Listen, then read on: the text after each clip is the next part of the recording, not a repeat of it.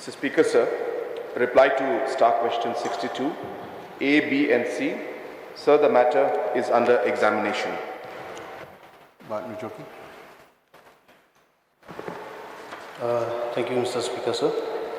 So I would just like to know from the Honorable CM, sir, as to what is the policy in place while marking the job applicant under grade 4, that is for the written test and personal interview, sir, for grade 4, sir. So the grade 4 recruitment is done by the district selection, and in the district selection, sir, for the grade 4 post, the general knowledge qualifying the written exam is 50% and the interview is 50%. So, sir, obviously, as per the reply of the Honorable Chief Minister, sir, so for the personal interview, it's 50%, and for the written test, it's 50%. So definitely, sir, there's going to be a case of favoritism or nepotism because of the present policy, sir. So that's why, sir, I would like to urge from the Honorable Chief Minister, sir, the matter should not be under examination, but it should be implemented at the earliest, sir. Because since we all know that even the central government, they've already abolished the personal interview since 2016. And along with the central government, as per the reply of the Honorable Union Home Minister, sir, there's 23 states and 8 UT, sir, that has already followed this step. So I would like to request the Honorable Chief Minister, sir, to kindly examine this matter as soon as possible and make sure, sir, that our state also will abolish the personal interview for grade 4 so that we can ensure that there is no nepotism and favoritism for the job recruitment, sir. So we appreciate the concerns of the honourable member, but sir, it's not necessary that we have to look at it from that angle that it gives a scope for nepotism and favoritism. So the objective of always giving an interview option is to be actually give an option where we are able to look at the overall other qualities of the concerned individual, the PR skills and the way they are able to manage things. And therefore, the written exam is a very black and white process. So both have their pros and cons. So the honourable member, what he has mentioned, that if we don't have the interview, then there are those certain advantages. If we have an interview, there are advantages also. So it's not like there's a perfect process. And that's the reason why time and again there are processes in which we are re-examining how this selection process should happen. And the House would be happy to know that we are examining the entire procedure, sir. So therefore, not having interview is one part of it, but apart from that, there are many other reforms that are required at different levels. For example, sir, recently there was an issue where MPSC itself has taken a decision and where we were supposed to screen all the applications that used to come in. So therefore, the screening process sometimes took about a year or 2 years of time. But then once the screening process was done away with, only the people who qualified their applications would be screened, and that saved a lot of time. So there is a process that's going on where we will be looking into all the aspects of recruitment and accordingly make a decision. And definitely the point that has been mentioned by the honourable member is definitely a part of our consideration and discussion.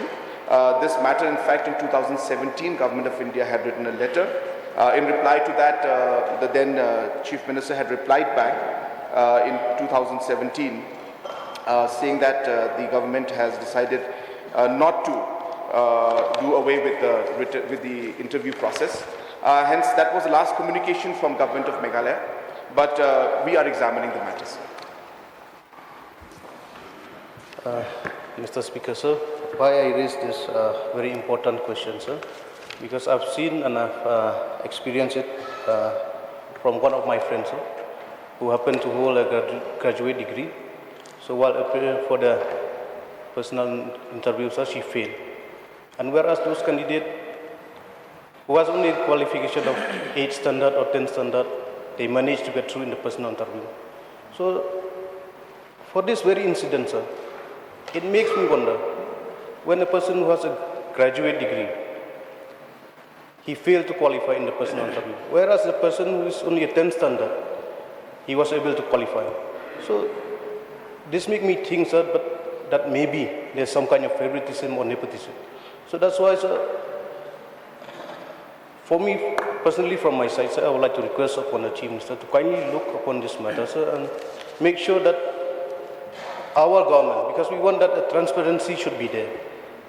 We want to give an equal opportunity to the youth of our state who does not have any backup when it comes to personal interview.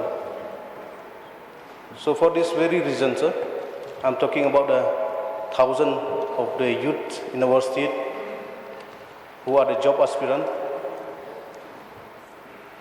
And I know most of them also, they are of the opinion to do away with the personal interview. So that's why, sir, once again, I would like to request upon our Honorable Chief Minister, sir, to kindly do away with the personal interview and make sure that there's a transparency with regard to the job requirement in our state, sir. Sir, again, I appreciate the concerns of the Honorable Member, but sir, it would be incorrect to jump to a conclusion to say that, again, with due respect to both the candidates, that just because somebody had a higher qualification, that person would be or should get the job. Because then tomorrow PhD could apply, then in that case only the person who has the highest qualification will get through. Then that's precisely the reason why interviews are there. If the person does not qualify at all, then that's of course a concern. So as you are aware that under the Personal Department and Personal and Administrative Reforms Department, the rules that are there, that for recruitment to all category of grade posts, peons, cleaners, chowkidars or any other equivalent post, the minimum qualification should be class 6 pass. So as long as a person is qualified in that, I think it would be as an unfair to jump to a conclusion that just because somebody is a graduate and somebody is class 8, that the graduate is far better. Again, as I said, with due respect to both the candidates, I'm not trying to undermine anybody, but there are certain procedures laid down. So, sir, the points and the concerns have been noted.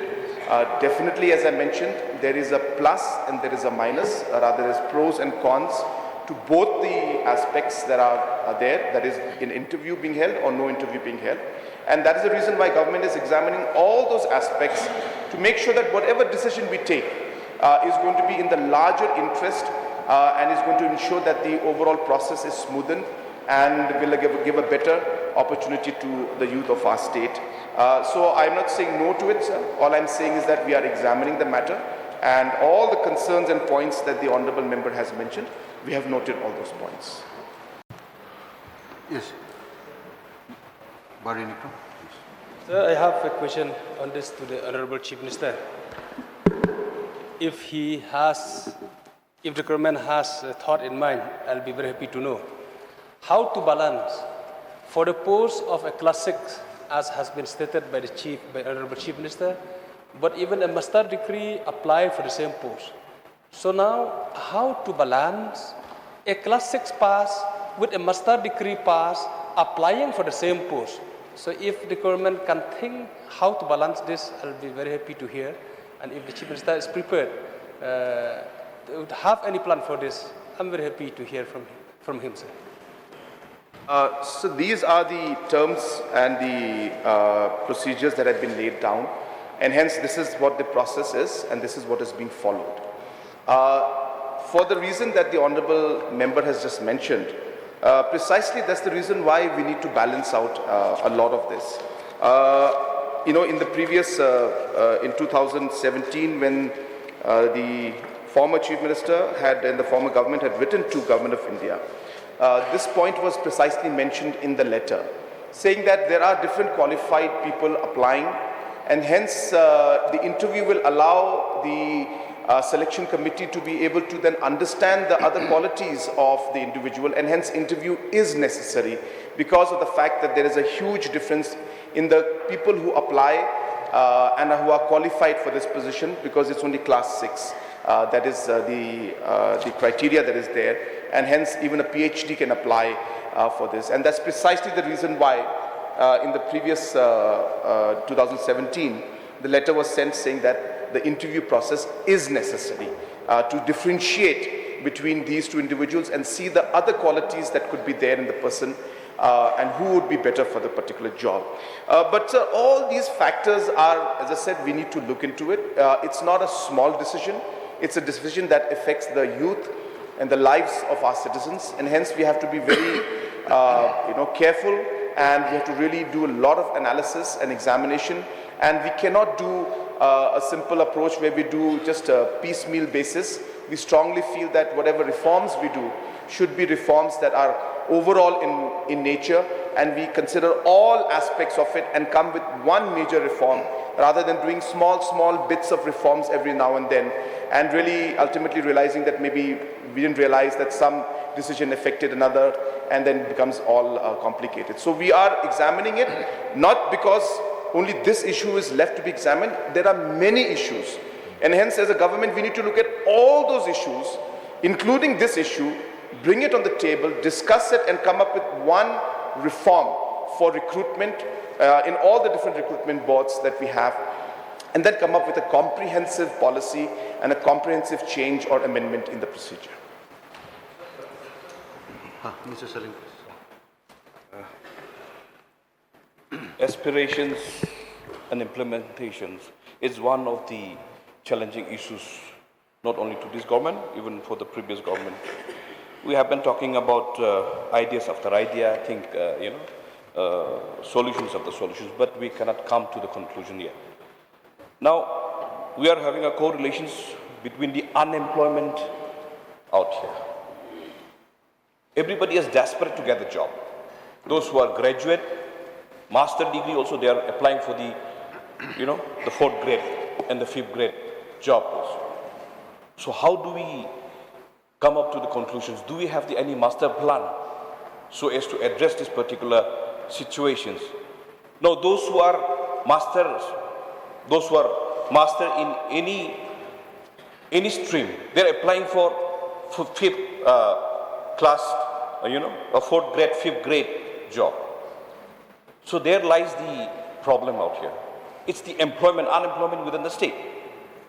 Now we used to say whenever there is any crime, we used to say nip in the butt. But are we addressing? Are we performing? We talk about whenever there is a crime, nip in the butt. But we don't build in the butt. Please come to the question, please. This is a question. Question is, sir, how do we address the unemployment? Those who are drop out. Now, class 6 pass, they are drop out. Class 10 pass, they are drop out. Class 10 fail, they are drop out. How do we address this dropout?